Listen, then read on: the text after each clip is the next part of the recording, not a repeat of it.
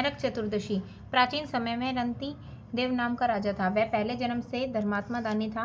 उसी पूर्वकृत कर्मों से इस जन्म में भी राजा ने अपार दान आदि देकर सत्य कार्य किए।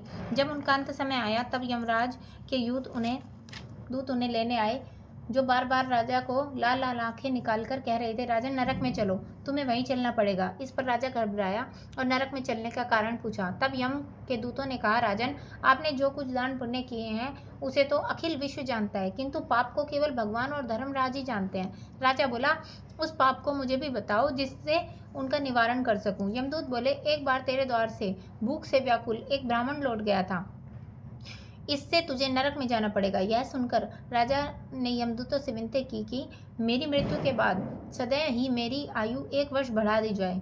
इस विषय को दूतों ने बिना सोचे विचार किए ही स्वीकार कर लिया और राजा की आयु 1 वर्ष बढ़ा दी गई। यमदूत चले गए। राजा ने ऋषियों के पास जाकर इस पाप से मुक्ति का उपाय पूछा। ऋषियों ने बतलाया, हे राजन, तुम कार्तिक कृष्ण पक्ष की चतुर्दशी को व्रत रहकर भगवान कृष्ण का पूजन करना, ब्राह्मण भोजन कराना तथा दान देकर सब अपराध सुनाकर क्षमा मांगना, तब तुम पाप मुक्त हो जाओगे। कार्तिक कृष्ण पक्ष की चतुर्दशी आने पर राजा नियम पूर्वक व्रत रहा और अंत में विष्णु लोक को प्राप्त हुआ।